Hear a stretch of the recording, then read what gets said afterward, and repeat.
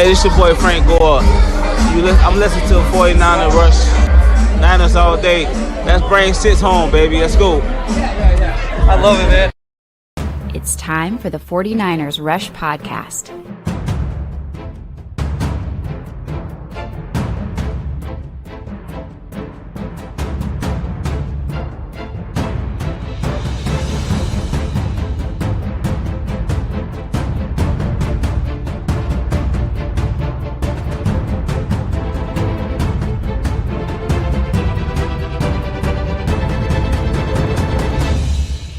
And here's your host, John Chapman.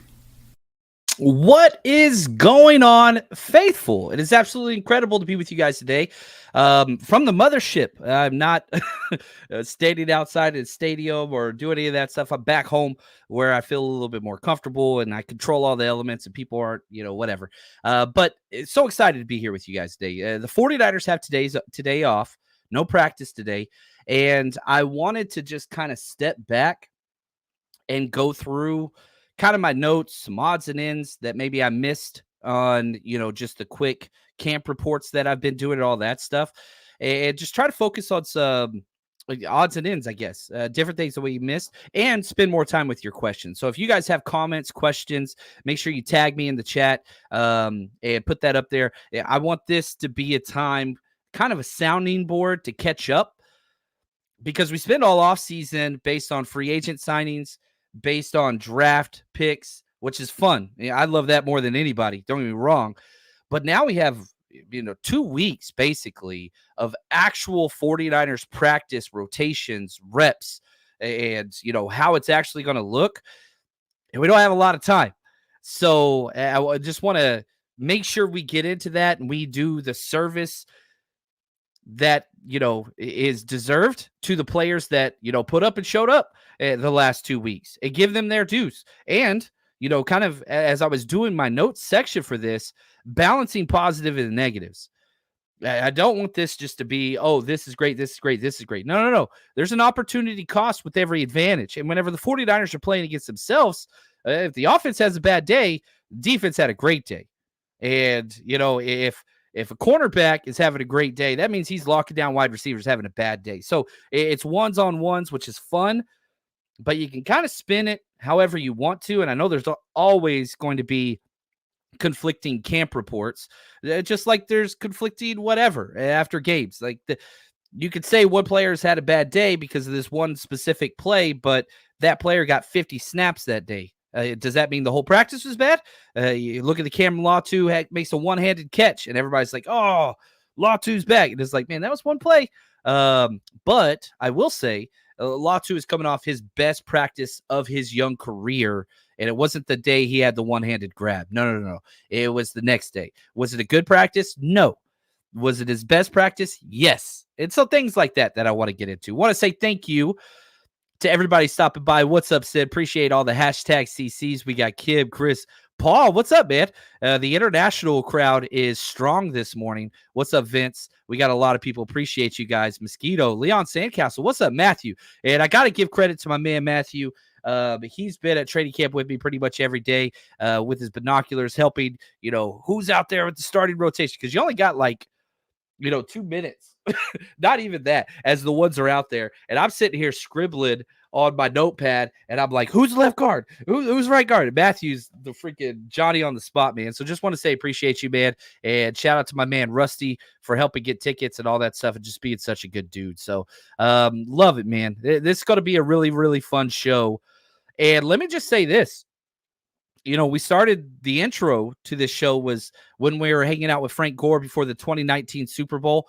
And I wanted to play that. That's one of my favorites. Just got to hang out with Frank Gore several times now, which is really, really cool. And news for Frank Gore just announced moments ago. The 49ers are going to be inducting Frank Gore into the 49ers Hall of Fame.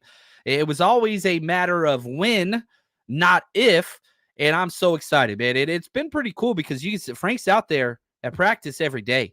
He's off to the side talking to players and, all that stuff. So Frank Gore is going to continue to be a part of the 49ers, and he's going to continue to be a part of the 49ers Rush Road Trip because he's going to be coming and doing an event with us this year. Not sure which one, but if you haven't got your tickets yet, 49ersrushroadtrip.com. Going on a away trip for the 49ers this year, you got to come party with us. Early bird tickets are still up, but they're not going to be up there much longer. So the prices will start to rise as we get closer to the event. We turn in our numbers. We sold this many to the venues, and that adjusts how much we have to pay to, rent these facilities out, which isn't free, sadly. But so if you want the cheap discounted tickets, 49ersrushroadtrip.com. Get over there, get your tickets now. And again, when is Frank Gore going to be inducted into the 49ers Hall of Fame? Guess what? Week 1, baby. Against the Jets, the Adam Gase special. That's a joke. Obviously, Frank Gore played for the Jets as well under Adam Gase. But, as if week 1, the first Monday Night Football game, Aaron Rodgers coming back, the 49ers off a Super Bowl loss. Like, does it need more? I don't know.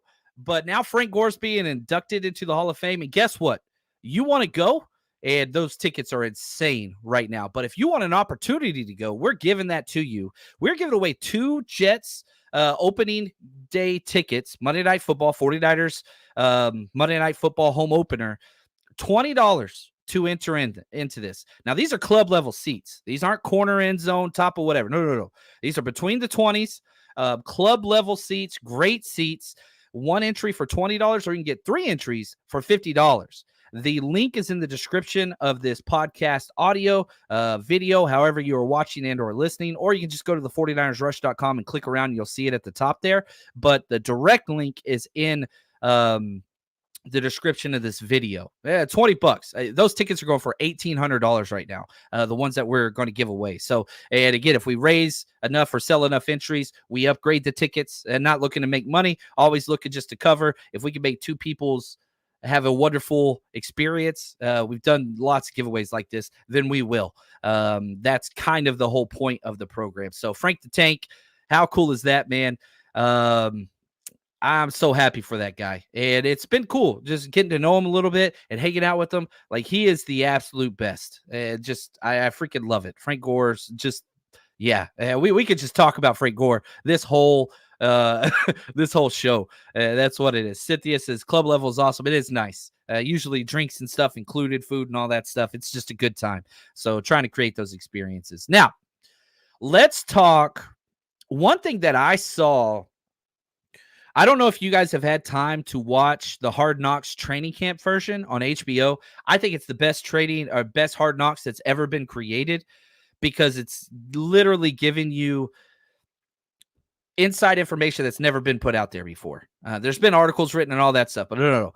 Like, they go behind the Giants. I don't like the Giants. I hate the Giants, in fact. I don't mind Dayball, but whatever. Anyway, this past episode during the draft, they let go the draft board markers, which was really interesting. So they showed the full draft board, picks 1 through 260, whatever, and it had all of their classifications on the players, leadership qualities, medical grades, character concerns, all this, whatever, people that can play both. And so it's all color coded, blue, pink, red, all that stuff. And so I saw it and I was like, oh, I cannot believe they let that out. Shout out to Warren Sharp. He screenshot it, put it on Twitter. So I started doing some research, even went back and listened to some Giants beat reporters after the draft, and I figured out what some of those were. After I figured out what they were through digging through whatever, then Warren Sharp posted the key, which awesome job by him. But I was like, I wish I would have been faster on that. Anyway, all that being said, and you can take for this what you will, they had 2 49ers players labeled blue, Ricky Pearsall and Malik Mustafa. No other 49ers picks were labeled any color. But I thought that was really interesting. And so I was like, I wonder what blue means. And so listen to a couple beat reporters' interviews and stuff like that. Here's how the Giants define blue: all around good leader, teammate, and person. So what do you do with this? Does that mean the Giants had it right, or, whatever? But it's another NFL front office that kind of validates a little bit of those picks' characters and kind of who they are. And I could honestly say, so far through, a week of training camp, solid. Yeah. And so you could, again, what's the Giants' primary color? What's their slogan? Go big blue or whatever, something stupid. So yeah, blue chippers, we call those, gold helmet guys. Oh yeah, Vince on par. Yeah, our gold helmet guys seems to be, that's what it is. So all around good leader, teammate, person. That's just non-character guys, basically the anti-Andy Reid type players. So anyway, that's what it is right there. Yeah, Vince, Pearsall and Malik Mustafa, both blue-coated. I thought that was cool. What's up, Uncle Salty? Glad to see you as always, man. So just thought that was cool. An extra validation, whatever else. And I think Pearsall, the one cool thing about the Giants, whatever, they wanted Drake May. They tried to trade up to number 3 for Drake May. They still couldn't get it done. And so if they would have went Drake May early, I think they wanted Pearsall in round 2. That's just my own interpretation, whether that's accurate or not. Obviously, Drake May went early. They took Malik Neighbors. There's no way they were going to take, Malik Neighbors and then what's it called? And again, sticking with this, they did take my draft crush, Drew Phillips, the nickel corner. And I was just like, man, I knew I wasn't the only one. We took Renardo Green before that, but I think some similar draft philosophies as far as corners and wide receivers went for the 49ers and for the Giants. Take that for what you will. That's just what it is. What's up, Rick, coming in from Chicago? What's up, man? Chicago. Appreciate you, man. Now, let's do a couple questions that I want to get to, and then I want to jump back and forth between positives and negatives. Shout out to David. What's up, man? He says, have you had a chance to look at Jordan Elliott? We need him to be that duo block in the run defense. That's not really who he has been in his NFL so far. Now, my favorite thing about Jordan Elliott, and we're about to do, if you haven't caught our 49ers roster series, I just recorded 28. That's going to come out tonight. I think Jordan Elliott's 27. I am with you, David. I think that he is a huge part moving forward, especially for this year. Now, Jordan Elliott, I know way too much about this guy. He went to the University of Texas before transferring to Mizzou for more playing time. I remember him in high school. I remember all these things. Now, he's an undersized guy. He is let me just say this, because he's adapted his game rather well. He was kind of a pass rush specialist only coming out of Mizzou who played with good leverage. His leverage has now turned into probably the strength of his game. So do I think he's the best, double team splitter, defensive tackle? That's not how he's built. He's getting better at it. He really, really is. Now, the 49ers don't run duo. So right now we're practicing our offense versus our defense. And so that's fine. And you're not going to really tailor-made one-on-ones towards, getting ready for preseason games. You don't do that. You do for week 1 in the Jets. But what I'll say is we don't run duo. We run our inside zone scheme where there is a combo block, 2-on-1 on that 3 technique, and then one of them shift off to the linebacker, play side or backside. We don't do the power, we're double teaming both defensive tackles. That's what duo is. And if you don't know what this is, you go over to the 49ers Rush, go to video breakdowns, click Football 101, and you can click through and I show you the video of what these plays are. So I don't know. As far as he's played with probably some of the best leverage. I would argue the 2 most dominating defensive tackles we have so far through training camp, Javon Hargraves destroying Aaron Banks at every chance he can, and probably Jordan Elliott would be 2. Malik Collins has been good, but I'm going to be honest with you, Dominique Pooney has been better. And a lot of that, this is my first positive. So I'm going to spin this, David, if you don't mind, into Dominique Pooney. He's my number 1 positive through 49ers training camp so far. My number 1 positive. He has been absolutely awesome. Awesome. And back-to-back days, he got snaps with the ones. Now, context is important. Always important. You've got to talk why he's getting snaps with the 1. Rookie Dominique Pooney. Well, Spencer Burford broke his hand. He's working on the side. John Feliciano's dealing with some issues. He's taking days off. He's 30-plus years old. That's pretty typical in camp at this point. So the young pup stepped up. And what was my favorite trait about Dominique Pooney? His anchor his anchor. He doesn't get pushed back. And so you're playing against a guy like Malik Collins, who is a leverage player. Dominic Pooney said, he Gandalf that thing. You shall not pass. And he controlled him. It was awesome to see. And probably the most telling thing was he was stuffing Malik Collins one-on-one, one-on-one, one-on-one all day. And then they do a D-line stunt where Malik Collins goes through Jake Brendel, and he put that dude on roller skates. Next play, back to Pooney, freaking stuffed. So, it's like, all right, now what's Dominic Pooney's best asset? Anchor, right? I think we had a 9 on his anchor scale. What's Jake Brendel's worst trait? Anchor. So, you're measuring this player's greatest strength versus this player's greatest weakness. But it was a very clear, all right, you ain't got to worry about this because he's transitioning from left tackle to right guard. That's huge. So, Uncle Salty, my biggest surprise so far, it's definitely going to be Dominic Pooney. Now, is he going to start early? No, he's not. But I guarantee you in that coaching room, they're going through tape. And Spencer Burford sitting there and all that stuff. I can tell you right now, they're saying, man, let's keep John Feliciano at center. We don't need him to get as many snaps at right guard because Spencer Burford was playing relatively well. Dominic Pooney's playing relatively well. Let's let those two guys fight the right guard spot. Let's let Feliciano and Brendel fight the center spot. Now we're talking, man. Now we're talking. Now, if we're going to talk about that, Nick Sikel, he got left guard snaps with the ones yesterday. Was good. Better than I've seen him.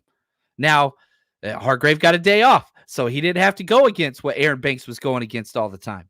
We'll see there. We'll see kind of what that looks like. Right here, Leon Sandcastle. It says, John, I've seen Kalia. I have. I've watched Kalia Davis a lot. I haven't really seen anything good. Him and T.Y. McGill, I think they're fighting. They're both out there with the twos a lot. I think Kevin Givens is kind of, here's my defensive tackle rotation. This is mine, not theirs. Okay. You got your two studs, Hargrave, Malik Collins, Jordan Davis would be my 3. I think Kevin Givens would be my 4. And then you're talking that last one is Evan Anderson, who I'm putting ahead of Kalia Davis, T.Y. McGill, then Kalia Davis. I think that's kind of the defensive tackle at what I've seen. Hargrave's been great. Got a vet day off, though. Collins is good. Collins is built as that duo run stuff or that duo. That's what he's going to do.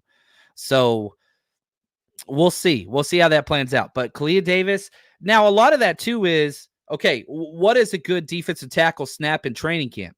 You get push, and then you got to stop. You get push, then you got to stop. Because you can't hit, can't tackle the running back unless you're Fred Warner. You can't touch the quarterback, can't do any of that. So that's part of it. So a lot of these guys are going to make their stake for playing time in the preseason games. And they're going to get a lot of snaps.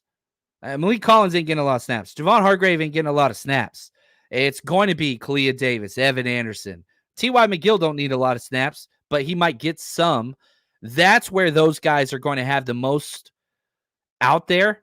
And again, where my vantage point is from the side, where I watch defensive line play and offensive line play is from the backside, the all 22. Well, we're not there. Nobody's allowed over there. So that's what that is. So we'll see when the tape comes out. And again, I'm so excited.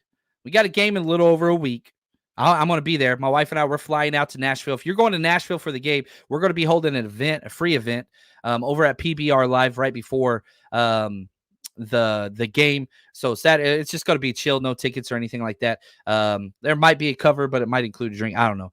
But if you're there, 49ers fans, go out to PBR Live. We're going to walk to the stadium together, have a good time. It's not like one of our full events where you have a player out and stuff. It's just going to be Niners hanging out at a bar, having a good time together, walking over, supporting the team. But after that, I'm so excited. We get new tape to break down, baby. That's going to be up on the 49ersrush.com. That's going to be up on our Patreon page. Every offensive play, every defensive play, special teams play, broken down for you guys. I can't wait. I cannot wait Can't wait. Going to be a lot of fun. Now, right here, David, he says, T.O. Jr. sounds like he is impressed. Would be nice to stick him on the practice squad. I think that's best case scenario. He's lost a lot of times. I'm going to be honest. Doesn't get any separation at all. Contested catches are his thing. And he's gotten a lot more snaps because Brandon Ayuk's out. Danny Gray was out yesterday as well. Which let's talk about this. That last wide receiver spot's going to be a nightmare. I have no clue how they're going to solve that.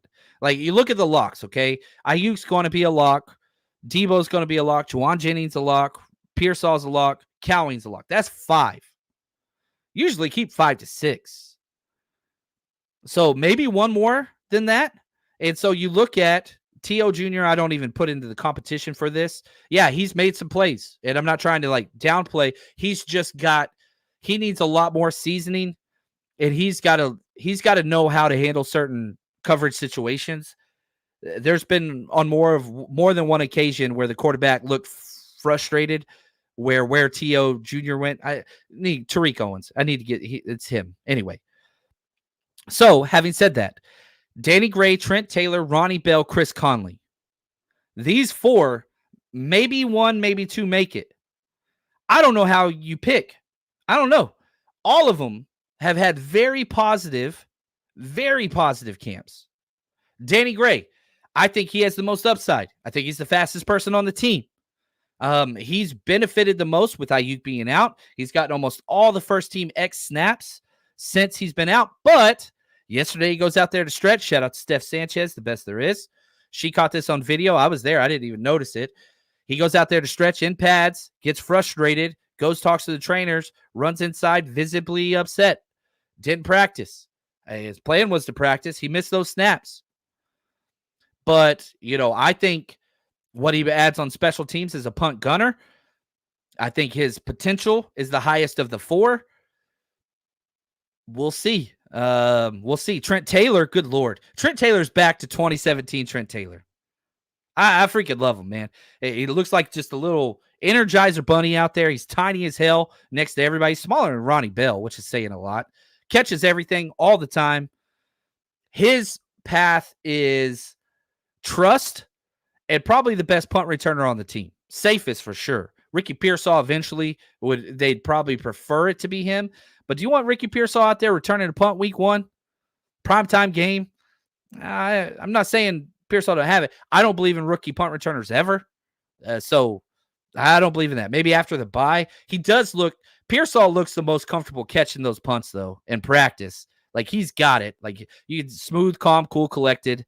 It's Trent Taylor, then it's Ricky Pearsall. Jacob Cowing would probably be number 3 for me. Ronnie Bell would be last. But Ronnie Bell's been getting a lot of reps there. So Trent Taylor catches everything, can play all the spots, probably just be, the slot guy. Can you slide Trent Taylor by on the practice squad? Is somebody else going to snipe him? Could he be one of those vet, whatever, called up? That's what the 49ers want, but that's a gamble. And so if that's a gamble you take, now Ronnie Bell or Pearsall is going to be your punt returner week 1. Is that what you want to see? I don't I don't like it. I don't like it.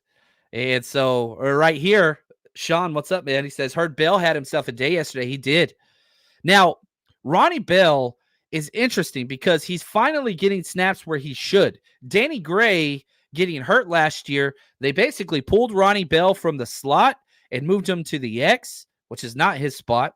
That's not where he should play. But he did a good job filling in, and he gave depth. And so that was awesome. Now he's back at the Z spot, Debo, getting jet motions and stuff yesterday, which was cool. They did a jet motion fake handoff, then hit him in the flats, kind of like they do Debo sometime. Look good. Now, the negative of Ronnie Bell, he can't get separation. Every time they target Ronnie Bell, he is draped. But the positive, he's making contested catches. He had 2 great leaping grabs over the middle yesterday. It was awesome. So, what do you want?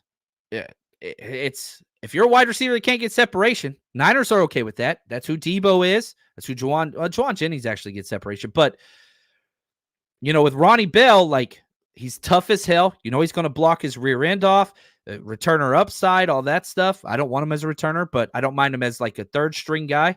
If injuries happen, you can put him out there.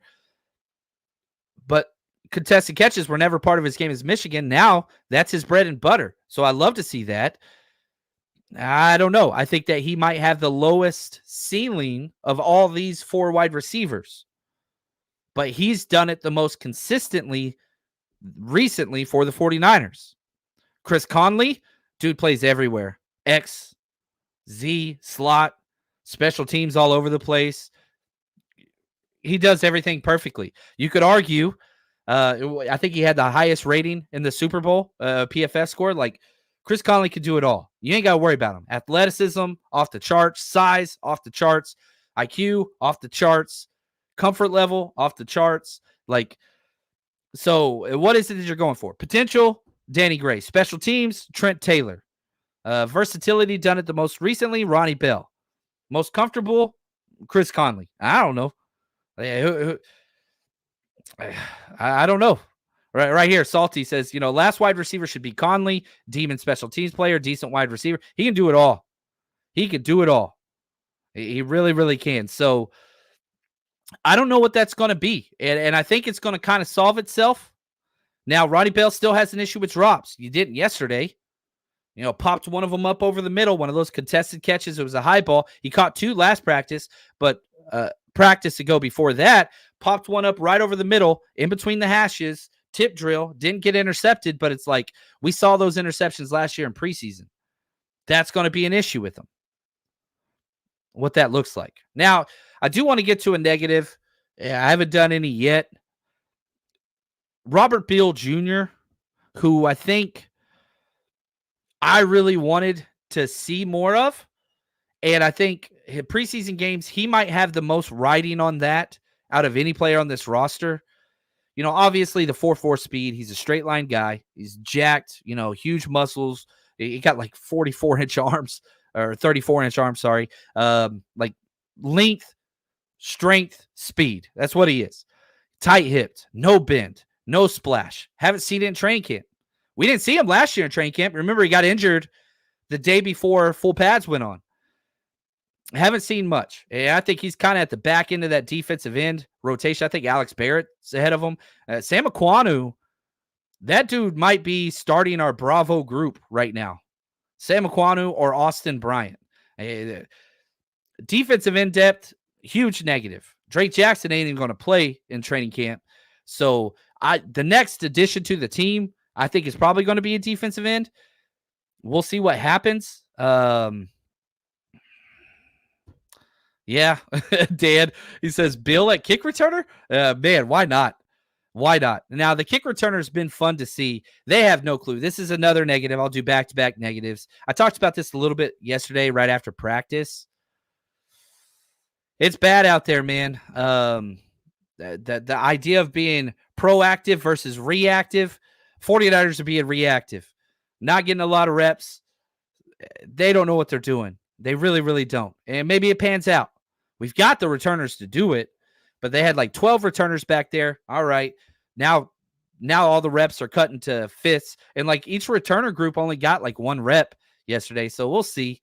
Yeah, we'll see what that looks like. But special teams is negative. Now, Jake Moody's looked good, but Mitch Wisnowski looked like he tweaked something. And they were working out punters yesterday. I don't know what was going on there, but we'll see. Jake Moody's looked consistently good. Game situations and all that stuff, making that huge kick in the fourth quarter of the Super Bowl and then in overtime, that's huge. I think that's going to carry a long way for his psyche. I really, really do. And I hope that the positive things come from that. Now, here we go. We got Uncle Salty. How has Cody Schrader looked at camp? He's looked good. He's looked faster than I thought he would be. And he's been a guy that he gets to the outside really, really well. But, in my notes under positives, I said running backs, all of them. All of them. I don't know if anybody's making ground on anybody. And there was, a thing where people were talking about, oh, man, like Jordan Mason's going to be number 2. And I do think Jordan Mason's the second best running back on this team. But Elijah Mitchell has looked great. Elijah Mitchell looks huge. That dude, he looks big. He's going through warm-ups, and he's got his like jersey tucked in, and he's just, whatever, just before warm-up, some pre-practice practice. And I'm like, who is that? And Matthew next to me is like, dude, that's Mitchell. I'm telling you, dude looks good. Now he's kind of like Danny Gray. Can he stay healthy? So far, so great. I don't think Jordan Mason's going to get snaps in front of Elijah Mitchell. I don't think he will. I think he should. That's my own personal preference. And Kyle Shanahan might see them as 2A, 2B, but he's not. Elijah Mitchell has done nothing to lose this job. He's been really, really, really good.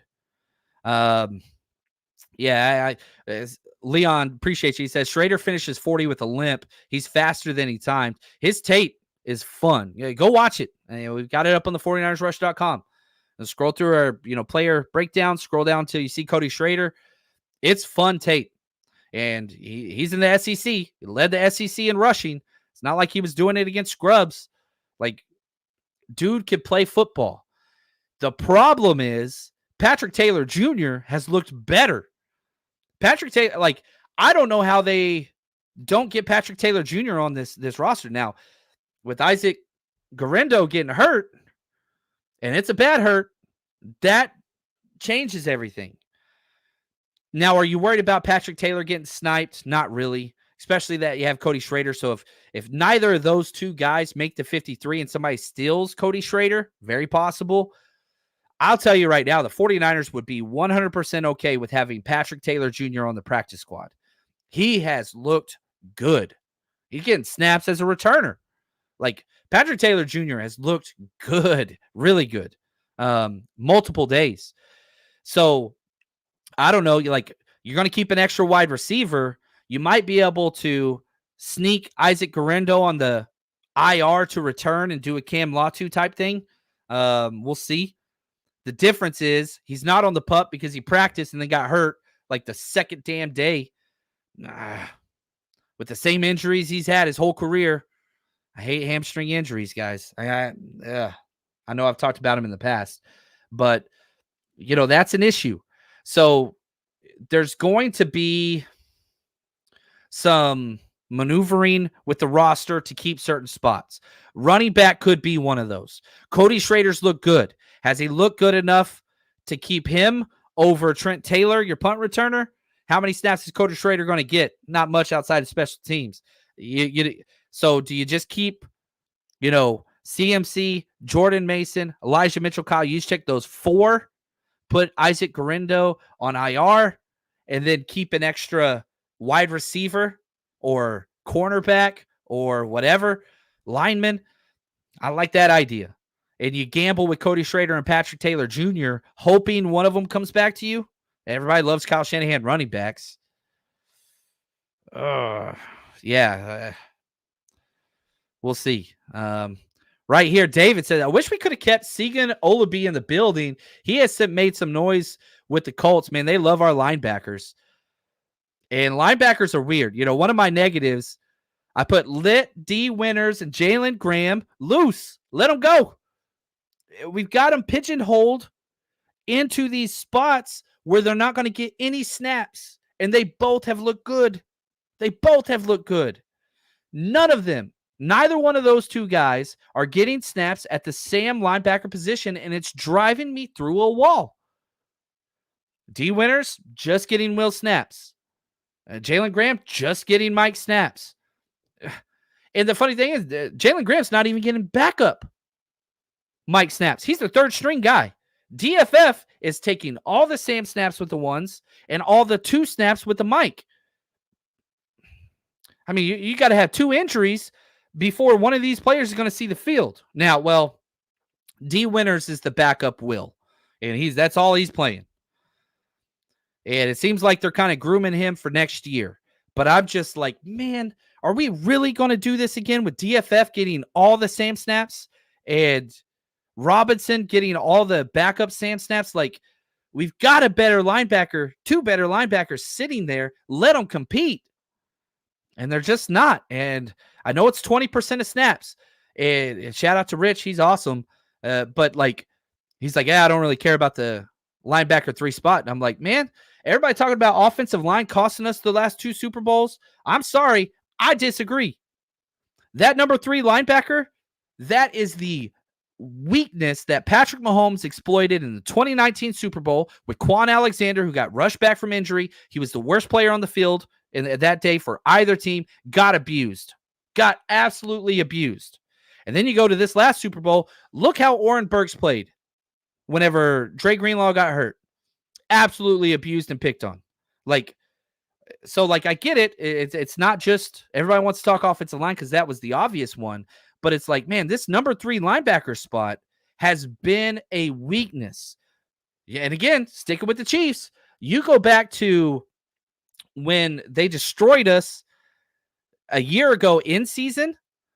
It was a close game. I think it was a 3-point game. Dre Greenlaw got hurt. DFF came in. Every single run play, pass play was right at him. And so we have the depth. Like it's not like there's nobody else there, but it's like, man, the coaching staff is just, they have their DFF blinders on and they are just like, this is all we got. And this is all and they trust him. And I like DFF. I think he's a good special teams player. I don't think he's great, but it's just like, gosh, man, let somebody else try. And Curtis Robinson's good, but he hasn't been good in training camp. And whenever he's out there, that's where the offense is going. And so I know we're almost 80% nickel, 20%, but you can manipulate this. And the Chiefs have done it 3 times. And it's like, gosh, if y'all watch the tape, which Rich is the watch the tape guy. I'm not trying to steal his thing, but I'm just like, if your thing is, oh, we got to beat the Chiefs, this is the area. How does Shanahan make his gold? In abusing linebackers. Finds a weak linebacker, exploits the hell out of them in the run game and passing game. That's what the Chiefs did to us 3 times. It's worked every time. Man. Yeah, I don't know. I miss Alshire as well. Yeah, but he's getting, what's he get? Like 10 million? Like, good Lord. And right here, Dan, yeah, Greenlaw had Kelsey in straps. You had Travis Kelsey, over there about to fight his coach with his Waffle House menu on the sidelines of the Super Bowl. Then the injury happens. Everything switched after that. Everything. Man. Now, the best way to support the show, I got to take a drink of coffee, so real quick, best way right here. I am so excited to announce our new platform launched, the49ersrush.com. We've been active on Patreon for years, and we're still going to keep that community going, but the 49ersrush.com has everything Patreon offers and a bunch more. You want to watch player breakdowns? Guess what? You click that. It's filtered based on players. You want to see Javon Hargrave, what he brings, some CMC tape broken down, Ayuk, Jair Brown. We've got hundreds and hundreds of tapes on. Now, you want football 101. You want to learn scheme. Guess what? We've got every single offensive, defensive, special team snap. Head over to the 49ersrush.com, sign up, join the community, and plus we got a 7-day free trial. So, man, I cannot wait to break down some more tape. It seems like my voice is gone, guys. I think I got to call this episode. I need to go drink some tea. I got to do some more countdown videos later. I got a lot more notes, but I'll roll those over until tomorrow. I'm not going to be out at camp tomorrow. Got to stay home, take care of some family stuff. But I appreciate you guys. Thank you so much, Dan. My 49ers Rush subscription namesake is getting inducted into the San Francisco Hall of Fame. That's right, man. I love it. We're going to start and end with some Frank Gore. So glad for the inconvenient truth and everything that he's brought to us. But unlike my voice, goodness, the rest of the faithful, you guys stay strong out there.